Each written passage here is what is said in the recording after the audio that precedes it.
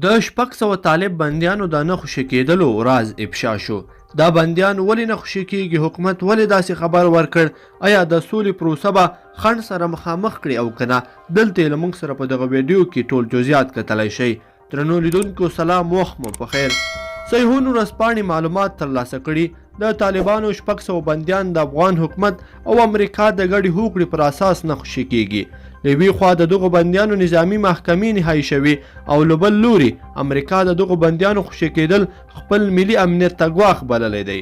په دغو معلوماتو کې راغلي چې دغه طالب بندیان له نړیوالو ترهګرو ګروپونو د نشهیي توکو قاچاق او د امریکا ملي امنیت ته د ګواښ له وجې له امریکا سره په تور لیست کې شامل دي. په دغو 600 بندیانو کې 200 پاکستانی طالبان دي چې د تیرو 10 کلونو په جریان کې په مخامخ جګړو کې نیول شوي دي. پاتې نور بندیان د نشهیي توکو د قاچاق، اخلاقي فساد او حقوق العبدي دوسیې لري. د طالبانو له لوري په لیست کې په نښه شویو بندیانو کې 13 تنه یې د ISI جاسوسان هم دي چې ملي امنیت ادارې نیولي، نظامي محکمو کې په عمري بند محکومې شوي دي او ټول دا مهال په بګرام زندان کې بندیان دي. پر دغو کسانو نظامي محکمو خپل وروستۍ فیصلې هم کړي دي او د لوی څارنوالۍ له لوري هم نهایي شوي دي.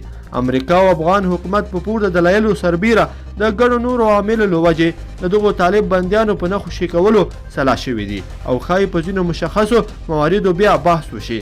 د حکومت ویان صدیق صدیقي وایي نن ماسپښین یو خبري کنفرانس ته وویل د امریکا او طالبانو د سولې د هوکړې پر اساس یوازې د 15,000 طالب بندیانو د خوشي کولو هوکړه شوې او طالبان د مشخصو بندیانو د خوشي کولو واک او صلاحیت نه لري.